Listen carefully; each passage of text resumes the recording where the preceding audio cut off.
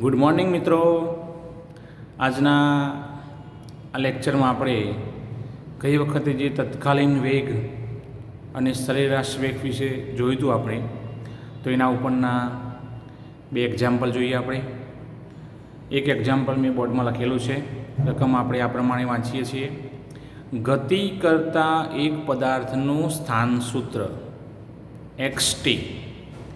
કૌંસમાં ટી કેમ લખ્યું છે કે ટીની કિંમત બદલાય તો એક્સની કિંમત બદલાય, એટલે ટીનું વિધેય કહેવાય. ટીનું વિધેય તો એક્સ ટી બરાબર 4.2 ટી સ્ક્વેર પ્લસ 2.6 મીટર વડે મળતું હોય તો વિકલ્પ 1 ટી બરાબર 0થી ટી બરાબર 3 સેકન્ડના ગાળા દરમિયાન તેનો સરેરાશ વેગ શોધો.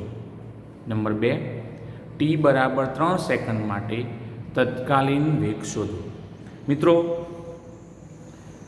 આપણે ગઈ વખતે સરેરાશ વેગ વિશે જોયું. સરેરાશ વેગ, હવે એનું સૂત્ર આપણે સીધે સીધું લખીશું. v બરાબર ડેલ્ટા x ભાગ્યા ડેલ્ટા t.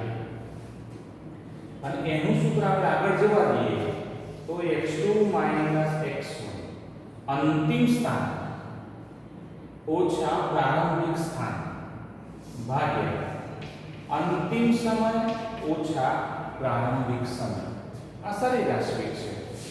તત્કાલીન વેગ તો જે તે વિધેય આપણને આપ્યું છે x નું, એનું આપણે સમય સાપેક્ષે શું કરીશું? વિકલન કરીશું. સમય સાપેક્ષે વિકલન લેવાથી આપણને તત્કાલીન વેગ મળે છે. તો મિત્રો, આપણે ક્રમશઃ સરેરાશ વેગ અને તત્કાલીન વેગ આપણે શોધીએ.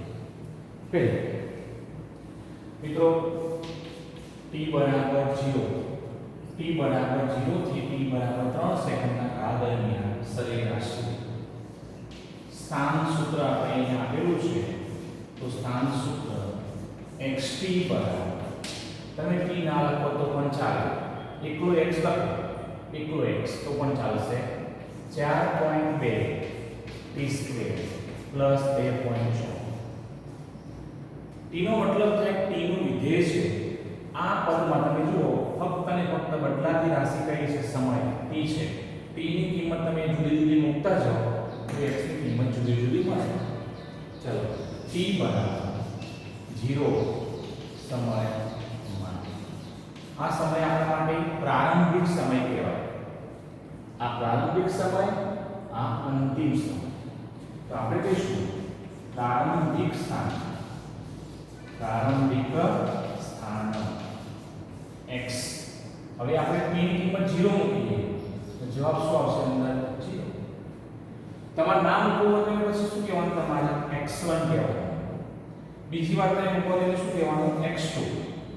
જો તમે 0 નામ મૂકો તો 0 ખાલી આપણે સમયનું મૂલ્ય ક્યાં ખાલી વિધેય તરીકે દર્શાવ્યું છે, વિધેય બદલાય છે. ચલો, 4.2 0 નો વર્ગ પ્લસ 2.6. જ્યાં t હતો ત્યાં આપણે t બરાબર શું મૂકી દીધું? 0 મૂકી દીધું. પરિણામે આપણને હવે જે પદ મળે છે કેટલું મળશે? તો જો આ 0 થઈ ગયું, એના ગુણ્યા 0 એટલે 2.6 મીટર. x0 પહેલું પદ આવ્યું આપણને. ચલો, t બરાબર 3 સેકન્ડ માટે, જેને આપણે અંતિમ સમય કહીશું. અંતિમ સમય. ચલો, એ વખતે અંતિમ સમય વખતે મળતું સ્થાન એટલે આપણા માટે અંતિમ સ્થાન x3 અથવા તો શું કહીશું આપણે? x2. ચલો, 4.2 આમાં કિંમત મૂકવાની. જ્યાં તમે t દેખાય કેટલા મૂકશો તમે? 3. તો 3 નો વર્ગ 4.2 3 નો વર્ગ પ્લસ 2.6. ચલો, એની કિંમત આપણે મૂકી દઈએ તો 4.2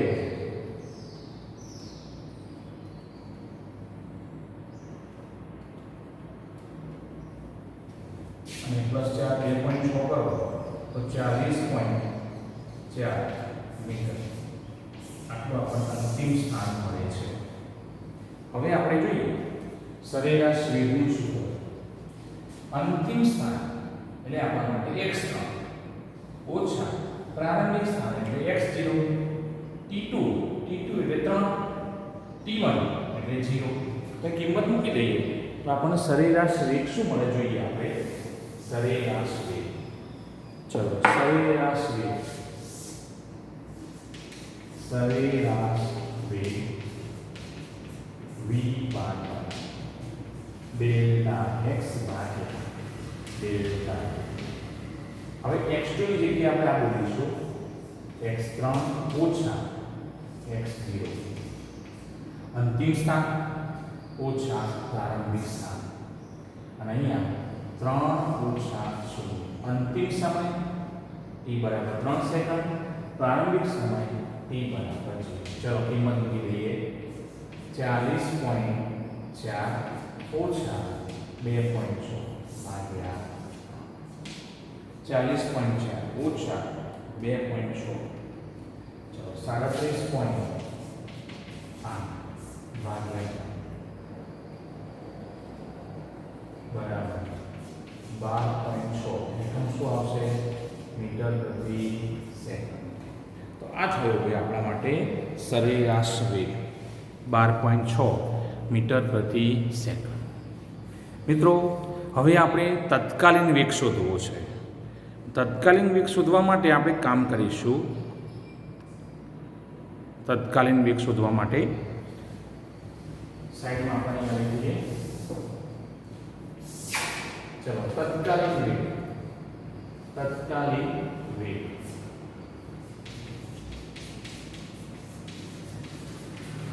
v બરાબર શું કહીશું dx ભાગ્યા dt. સમય સાપેક્ષ કિંમત મૂકવાની છે અહીંયા વિકલનમાં. ચલો d/dt તો મૂકી દઈએ, પણ જ્યાં તમને x દેખાય તો તમે શું મૂકશો આપણે 4.2 x ની જગ્યાએ એની કિંમત મૂકી દઈએ આપણે સ્થાન સૂત્ર વાળા. ચલો હવે તમે વિકલ્પ મળી ગયા. અહીંયા ચલો બે આપણે અલગ ભાગ પાડીએ d/dt અને અહીંયા t² પ્લસ 2.6 d/dt અહીંયા t ની 0 એમ t નથી મારે મૂકવું છે t ની 0. ચલો બરાબર 4.2 t² નો t સાપેક્ષ વિકલન કરીએ તો ઘાત ગુણાકાર અને એની એક ઘાત ઓછી અને 2 ઓછા 1 કરો તો t ની કેટલી ઘાત ગણાય 1 પ્લસ 0. આનું શું થશે તો 2.6 કારણ કે ઘાત ગુણાકાર અને એની એક ઘાત ઓછી એટલે જે ઘાત છે એમાંથી એક બાદ કરો 2.6 ગુણ્યા 0 0 ની જોડે ગુણાકારમાં છે માટે શું થઈ જશે 0. આપણે 0 8.4 ચલો t બરાબર આપણને બીજા વિકલ્પમાં શું કહે છે? આ ત્રીજો વિકલ્પ છે. બીજા વિકલ્પમાં શું કહે છે? t બરાબર 3 સેકન્ડ લો.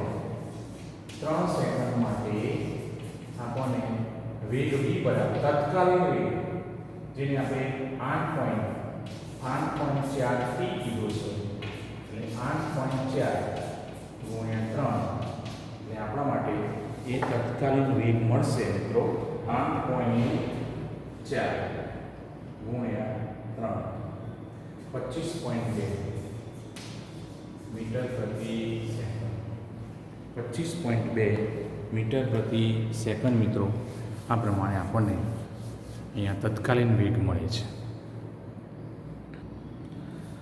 મિત્રો આપણે જે પ્રમાણે દાખલો ગણ્યો એના ઉપરનો એક એક્સ્ટ્રા આપણે હોમવર્ક તરીકે આપણે તમને આપીએ છીએ. જોઈ લઈએ આપણે રકમમાં. સ્થાન સૂત્ર xt બરાબર 2/5 t² પ્લસ 4. એક t બરાબર 0 થી t બરાબર 4 સેકન્ડ માટે સરેરાશ વેગ શોધો. નંબર 2 t બરાબર 4 સેકન્ડ માટે તત્કાલીન વેગ શોધો. મિત્રો આપણે જે પ્રમાણે સૂત્રો મૂક્યા સરેરાશ વેગ અને તત્કાલીન વેગના, એ પ્રમાણે તમે જવાબ લાવજો. જવાબ મેં બાજુમાં મૂક્યો છે. સરેરાશ વેગ v બાર બરાબર 1.6 મીટર પ્રતિ સેકન્ડ, તત્કાલીન વેગ v બરાબર 3.2 મીટર પ્રતિ સેકન્ડ મળશે. ચલો મિત્રો, આપણે હવે આગળ વધીએ છીએ. ઉદાહરણ નંબર 3.2, પેજ નંબર 45. એક્સ અક્ષને અનુલક્ષીને ગતિ કરતા, એક્સ અક્ષમાં ગતિ થાય છે એક પરિમાણિક પદાર્થનું સ્થાન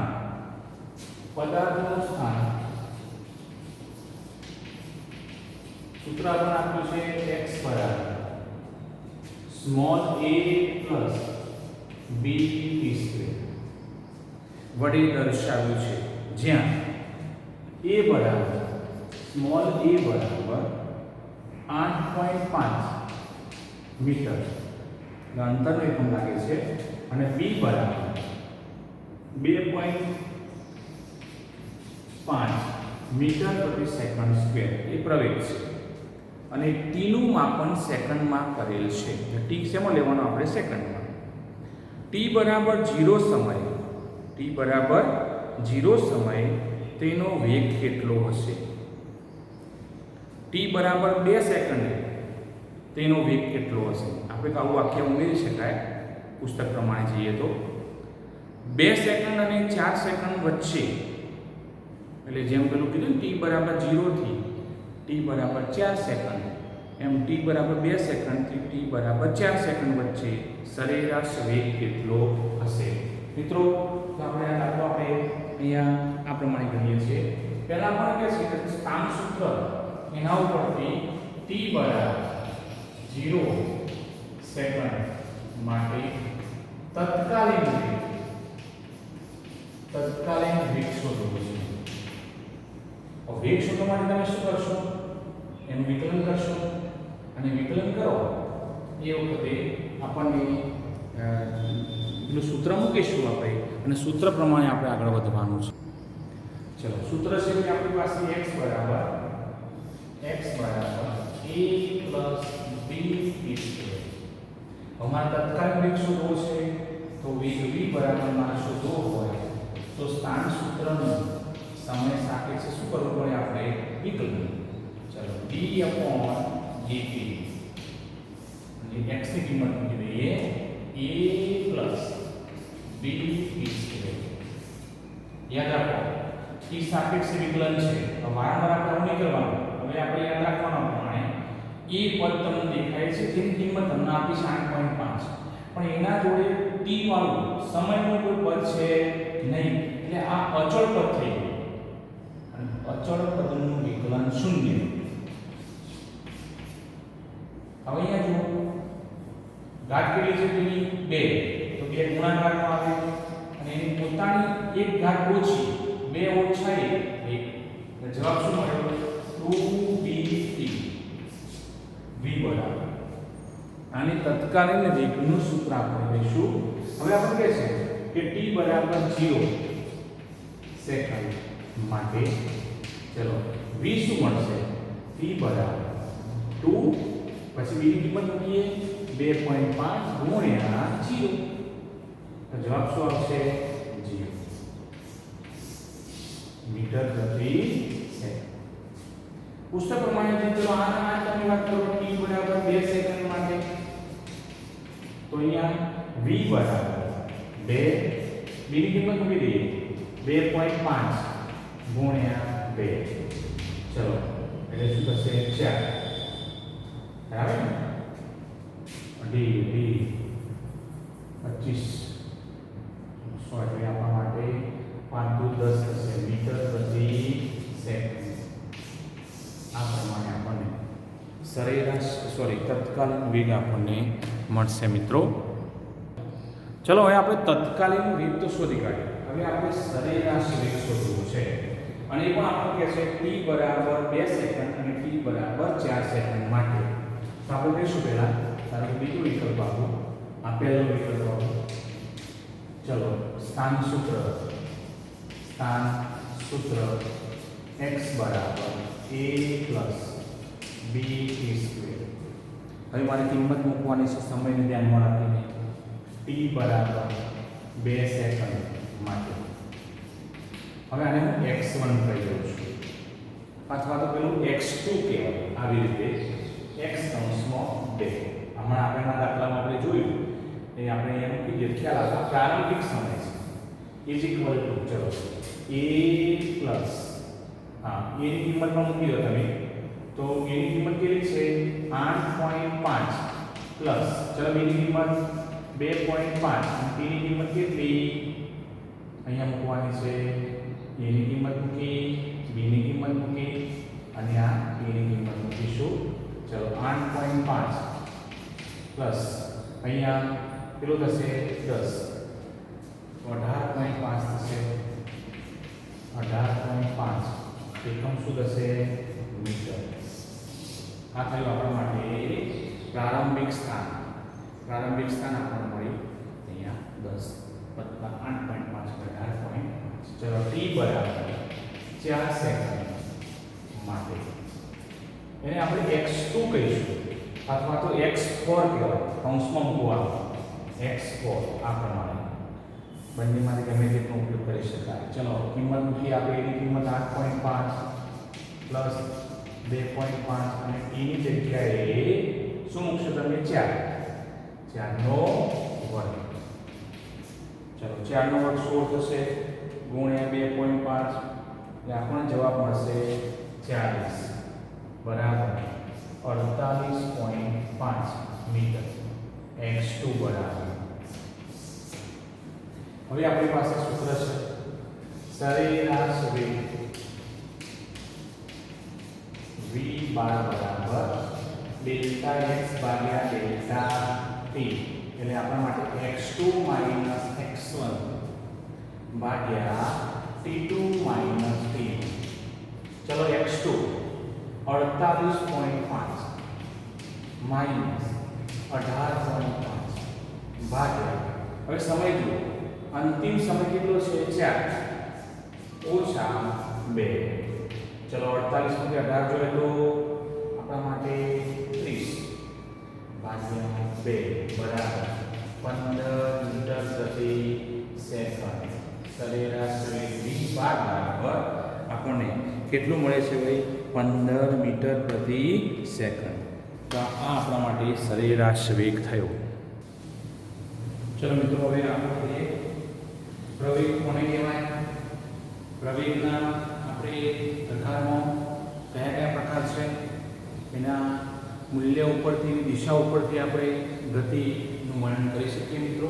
તો ક્રમશઃ આપણે જોઈએ પ્રવેગ કોને કહેવાય.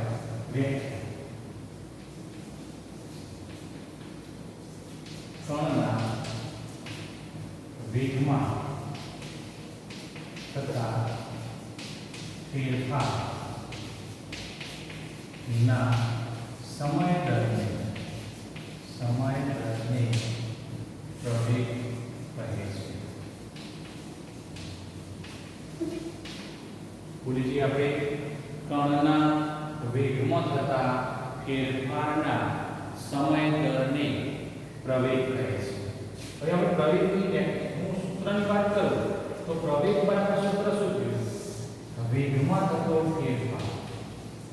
વેગમાં થતો ફેરફાર ભાગ્યા સમય. મિત્રો પ્રવેગનો સંકેત કયો છે? Small a. એ વડે બતાવીશું એક્સિલરેશન કહેવાય. અને એના ઉપર એક્સિલેટર આપણે એક્ટિવામાં આપીએ છીએ બાઇકમાં છે એક્સિલેટર. તો એ એક્સિલેટર એટલે પ્રવેગક અને આ પ્રવેગ છે એના ઉપરથી આપણે સ્મોલ a લઈએ.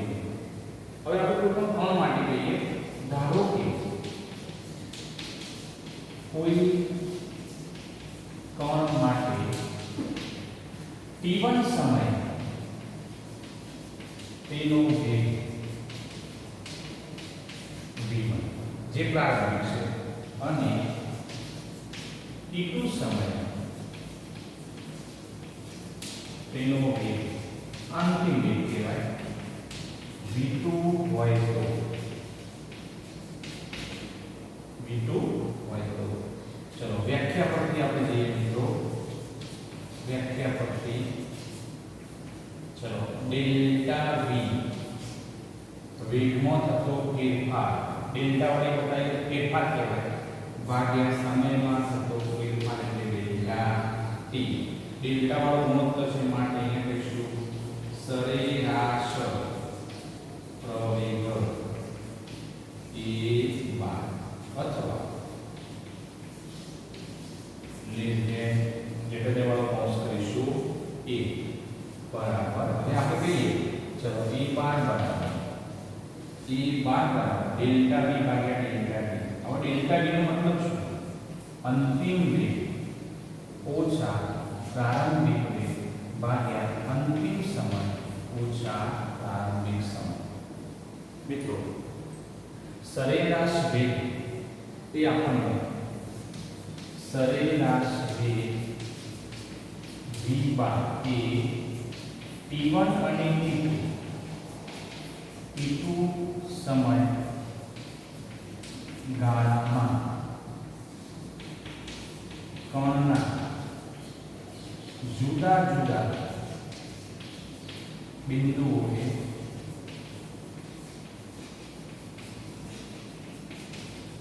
વેગના મૂલ્યો વિશેની સાચી માહિતી આપતો નથી. સરેરાશ વેગ જે છે એ t1 અને t2 સમયગાળાની વચ્ચેની વાત કરવાની. કણ કયા કયા માર્ગે ગયો છે, કયા કયા બિંદુએથી આપણને એના વેગના મૂલ્યો કયા કયા મળે છે એ વિશે કોઈ માહિતી આપતો નથી. તો ગઈ વખતે આપણે વિચાર્યું કે જો આવું કંઈક હોય તો પછી આપણે લિમિટ લેવું પડે, અને લિમિટ જ્યારે લઈશું મિત્રો તો એને કહેવાય આપણે વિકલનનો પાઠ કરીશું. પરિણામે limit delta t tends to 0 લેતા સરેરાશ વેગમાંથી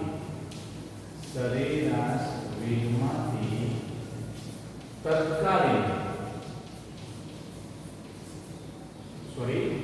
સરેરાશ પ્રવેગમાંથી અહીં આપણે અહીંયા એ બાર છે, અહીંયા પ્રવેગ જો સરેરાશ પ્રવેગ એ બાર એ t1 અને t2 સમયગાળામાં કણના જુદા જુદા બિંદુઓ એ વેગના મૂલ્યો વિશે સાચી માહિતી આપતો નથી.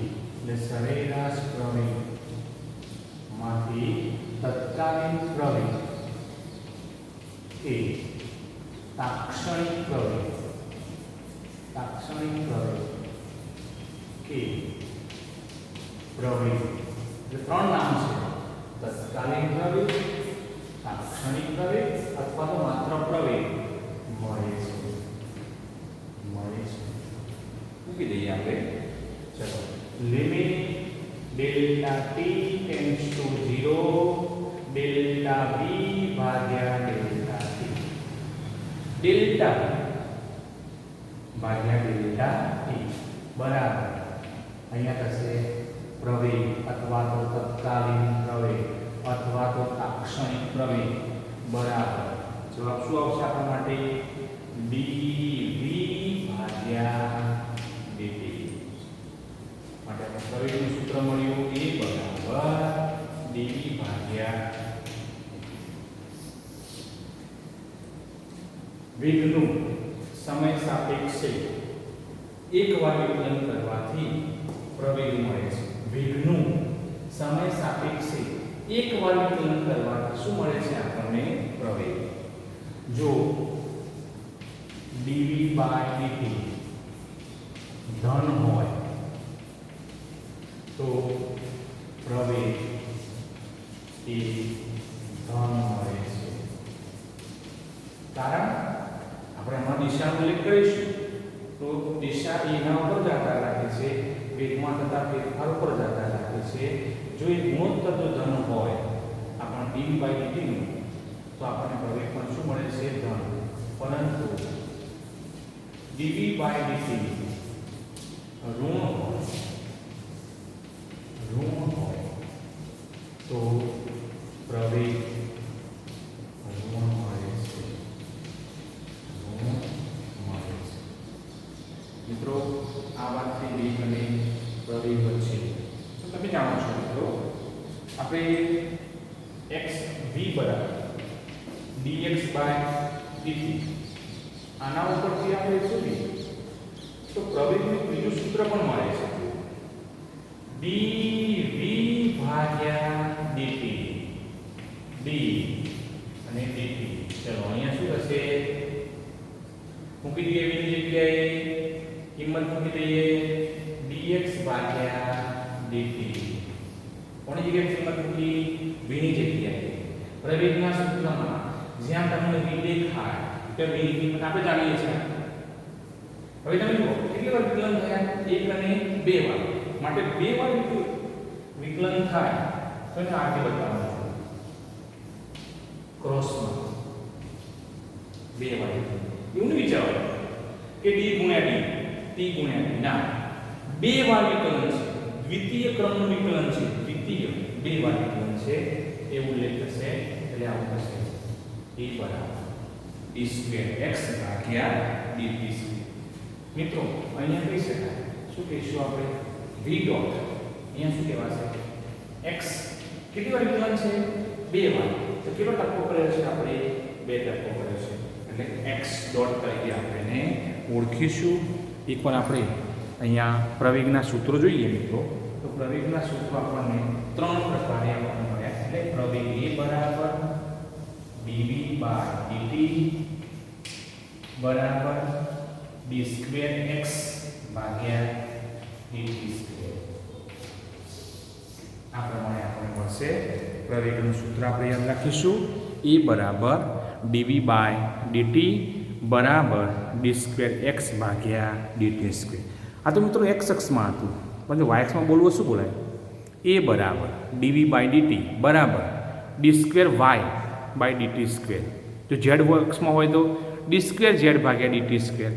આ પ્રમાણે પ્રવેગને આપણે દર્શાવી શકીએ. ચલો હવે એના વિશે થોડું સામાન્ય માહિતી. પ્રવેગ સદિશ રાશિ છે. કેવી રાશિ છે? સદિશ. વેક્ટર ક્વોન્ટિટીઝ કહેવાય. સદિશ રાશિ છે જેની દિશા વેગમાં થતા ફેરફાર, જેને આપણે અહીંયા સૂત્રમાં ડેલ્ટા v ફેરફારની દિશામાં હોય છે. તમને તો ખબર હશે, વેગની દિશાની બાજુ સ્પર્શકની દિશામાં. વેગની દિશા જે તે બિંદુએ સ્પર્શકની દિશામાં હોય છે. મિત્રો વર્તુળાકાર માર્ગે કોઈ કણ ગતિ કરતો હોય અને જો એ વખતે એનો વેગ જોવો હોય તો જે બિંદુએ આપણે શોધવા માંગીએ છીએ એ બિંદુ તમે સ્પર્શક દોરી કરો, એ આપણને શું આપે? વેગની દિશા આપે. અને પ્રવેગની દિશાની બાજુ વેગમાં થતા ફેરફારની દિશામાં હોય છે. ચલો એનો એકમ કહીએ. એકમ તો મિત્રો એકમ આના ઉપર તમે કહી શકો dv/dt. dv/dt એટલે શું થશે? પેલાનું થાય મીટર પ્રતિ સેકન્ડ વેગનો અને ભાગ્યા સેકન્ડ, એટલે આ પ્રમાણે થશે. પણ આ પ્રમાણે લખાય નહીં, એટલે શું કહીશું? મીટર પ્રતિ સેકન્ડ સ્ક્વેર. મીટર પ્રતિ સેકન્ડ સ્ક્વેર. પારિમાણિક સૂત્ર તમને ખબર છે, n0 n1 t - 2. n0 n1 t - 2. મિત્રો આ થઈ વાત આપણે સામાન્ય માહિતીની. હવે વાત કરીએ, જો સમય સાપેક્ષે કણના વેગમાં કોઈ જ ફેરફાર થાય નહીં તો તેની ગતિ અચળ વેગી ગતિ કહે છે. મિત્રો યાદ રાખજો, અચળ વેગી. દાખલા તરીકે તમે બસમાં બેઠા હો, તમે તમારા પોતાના વાહનમાં બેઠા હો, પોતાની પર્સનલ કોઈ વ્હીકલ હોય એમાં બેઠા હો, અને એનો સ્પીડોમીટર સમય તો વધતો જ જાય છે, પણ એનું સ્પીડોમીટર તમને એક જ મૂલ્ય બતાવે, 40 તો 40, 80 તો 80, ના વધે ના ઘટે. અને એ વખતે જે તમને એક જ દર્શક ફોટો કિંમત બતાવે એટલે વેગ કેવું થઈ ગયું? અચળ. વેગનું મૂલ્ય બદલાતું નથી, બદલાતું મતલબ વધતું નથી અને ઘટતું પણ નથી. તો એ વખતે તમારા વ્હીકલ બસની ગતિ કેવી કહેવાય? અચળ વેગી ગતિ કહેવાય.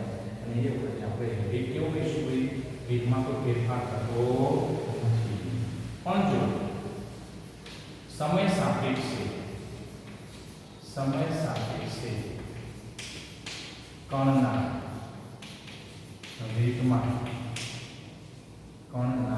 વેગમાં સતત ફેરફાર થયા કરે તો એવી ગતિને પ્રવેગી ગતિ કહીશું.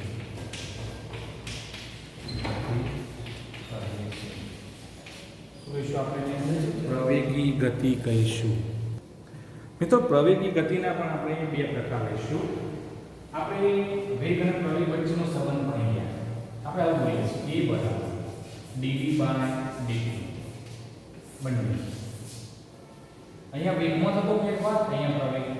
હવે એમાં પ્રવેગ ગતિમાં બે પ્રકાર કહીએ. જો વેગ અને પ્રવેગ એક જ દિશામાં હોય,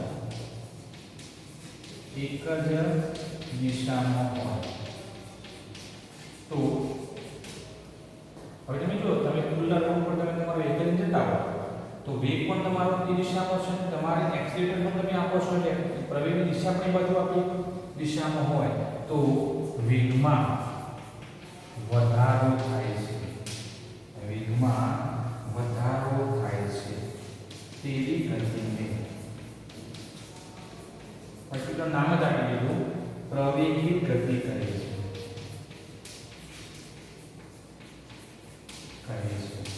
પણ હવે આપણે એમ કહીએ કે ભાઈ એના મૂલ્યમાં વધારો થવાની જગ્યાએ, એના વેગમાં વધારો થવાની જગ્યાએ ઘટાડો થાય છે, તો એને આપણે કયા નામથી બોલાવીશું? આપણે જોઈએ. ચલો એની વાત કરીએ. જો વેગ અને પ્રવેગ પરસ્પર વિરુદ્ધ દિશામાં હોય,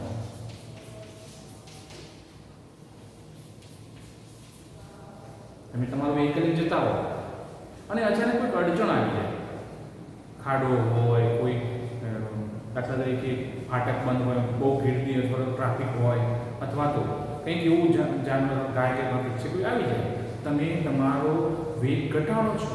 એ રીતે ઉપયોગ કરો છો ઘટાડવાનો, અને બ્રેક મારો છો. એ વખતે આ કન્ડિશન ગોઠવીએ છીએ. તમારો વેગ આગળની બાજુ હતો, તમે બ્રેક મારી વખતે એની અંદર રહેલું ઘર્ષણ બળ, એમાં રહેલું પ્રવેગ, ઘર્ષણ બળનું સૂત્ર આ જ છે, F બરાબર ઘર્ષણ બળમાં સૂત્રાંશ તરીકે તો આ જ કહીએ છીએ કે આ છે. અને તમારો વેગ આગળની બાજુ હોય તો ઘર્ષણમાં રહેલો પ્રવેગ પાછળની બાજુ હોય, વેગ આગળની બાજુ, પ્રવેગ પાછળની બાજુ, પરિણામે વેગ અને પ્રવેગ બંને એકબીજાને કેવા થયા? વિરુદ્ધ દિશા બતાવેલો θ બરાબર 180, એક જ દિશા બતાવેલો θ બરાબર 0. અહીંયા હોય તો કણના વેગમાં ઘટાડો થાય છે. તેવી ગતિને પ્રતિપ્રવેગી ગતિ કહે છે. એકવાર બોલી ગયા કે લખ્યું છે, જો વેગ અને પ્રવેગ પરસ્પર વિરુદ્ધ દિશામાં હોય તો કણના વેગમાં ઘટાડો થાય. તમને ખબર પડી કે આપણે કોઈ અડચણ છે, આપણે બ્રેક લગાવવી પડશે, બ્રેક તમે મારો એટલે બ્રેકની અંદર જે ઘર્ષણની અંદર જે પ્રવેગ છે એ વિરુદ્ધ દિશામાં ગોઠવાય. વેગ આ બાજુ, પ્રવેગ આ બાજુ. તમારું વ્હીકલ જે સ્પીડે જતું હતું ધીમે ધીમે એનો વેગ ઘટે છે અને વાહન સ્ટોપ થાય છે. કદાચ તમે વધારે બ્રેક મારો વ્હીકલ ત્યાં સ્થિર થઈ જાય છે. એ ગતિને કયા નામથી બોલાવીશું? પ્રતિપ્રવેગી. અને પ્રતિપ્રવેગી હોય તો પ્રવેગ કેવો લેવાનો? ઋણ લેવાનો. આવા કિસ્સામાં પ્રવેગ ઋણ લેવાય છે. પ્રવેગ ઋણ લેવાય છે. એટલે કોઈ એમ કે ધારો કે એક વ્હીકલ એક રોડ ઉપર 2 મીટર પ્રતિ સેકન્ડ સ્ક્વેર જેટલા પ્રતિપ્રવેગથી ગતિ કરે છે. 2 મીટર પ્રતિ સેકન્ડ સ્ક્વેર જેટલા પ્રતિપ્રવેગથી. તો એ વખતે પ્રવેગની કિંમત આપણે a બરાબર -2 મીટર પ્રતિ સેકન્ડ સ્ક્વેર લેવાનું. કારણ કે એ પ્રવેગ જે છે એ પદાર્થનો વેગ ઘટાડતો હોય એવો પ્રવેગ છે. એટલે વેગની વિરુદ્ધ દિશામાં ગોઠવાયેલો પ્રવેગ છે. માટે પદાર્થની ઝડપ ઘટશે અને પરિણામે એવા પ્રવેગને આપણે પ્રતિપ્રવેગ તરીકે આપણે ઓળખીશું મિત્રો. ચલો છેલ્લે તો આપણે પ્રવેગને સૂત્ર દ્વારા યાદ રાખીએ. પ્રવેગ એ બરાબર dv/dt બરાબર d²x ભાગ્યા dt². પ્રવેગના જ્યારે પણ આપણે સૂત્ર દ્વારા કિંમત મૂકવાની થાય તો આટલું યાદ રાખીશું. વેગનું એકવાર વિકલન કરવાથી પ્રવેગ મળે અથવા સ્થાનનું 2 વાર વિકલન કરવાથી પ્રવેગ મળે છે. મિત્રો સૂત્ર આપણે જોયું. ચલો સૂત્ર ઉપરથી આપણે ધારો કે એક દાખલો આપણે અહીં મૂક્યો છે એ પ્રમાણે પૂછાય તો આપણે પ્રવેગ કેવી રીતે શોધી શકીએ છીએ. જો વેગ v બરાબર 3t² + 5 મીટર પ્રતિ સેકન્ડ હોય તો t બરાબર 2 સેકન્ડ માટે પ્રવેગ શોધો. મિત્રો તમને ખબર છે પ્રવેગ એ બરાબર dv/dt. ચલો હવે v નું આપણે સૂત્ર છે આપણી પાસે તો d/dt v નું સૂત્ર મૂકી દઈએ. v ની જગ્યાએ 3t² + 5. હવે પહેલા પદનું વિકલન ખબર છે. અહીં આટલા પદનું વિચારો. t ના ઉપર ઘાત ગુણાકાર એટલે 3 × 2 અને t ની 1 ઘાત થઈ જાય. ઘાત કેટલી ઓછી તો 3 × 2 1 ઘાત ઓછી પ્લસ 0. તો આપણે આવું થયું a બરાબર 6. કેમ 5 જો 5 અચળ થઈ ગયું? કારણ કે એના પદમાં ક્યાંય ગુણાકારની જોડે સમયનું પદ નથી માટે અચળ પદ કહેવાય. અચળ પદનું વિકલન 0 હોય. આટલું યાદ રાખવાનું. અચળ પદનું વિકલન 0. જેની સાપેક્ષે તમે વિકલન કરો છો એ પદ ના હોય અચળ કહેવાય. અને અચળ પદનું વિકલન શું થઈશું? 0. ચલો t બરાબર 2 સેકન્ડ લઈએ તો આપણે શું મળશે? e બરાબર 6 × 2 બરાબર 12 મીટર પ્રતિ સેકન્ડ સ્ક્વેર. e બરાબર 12 મીટર પ્રતિ સેકન્ડ સ્ક્વેર. તો આપણે આજે પ્રવેગ અને પ્રવેગ શોધવા માટે આપણે વિકલન કરીશું. તત્કાલીન પ્રવેગ અને સરેરાશ પ્રવેગ બે આપણે એના નામ લીધા. સરેરાશ પ્રવેગ એટલે ΔV/ΔT અને તત્કાલીન પ્રવેગ એના બીજા 2 નામ છે તાક્ષણિક પ્રવેગ અથવા માત્ર પ્રવેગ તરીકે પણ બોલાવીએ છીએ. તો પ્રવેગ બરાબર dV/dt વેગનું એકવાર વિકલન કરવાથી પ્રવેગ મળે છે અથવા સ્થાનનું 2 વાર સમય સાપેક્ષે વિકલન કરવાથી આપણને પ્રવેગ મળે છે.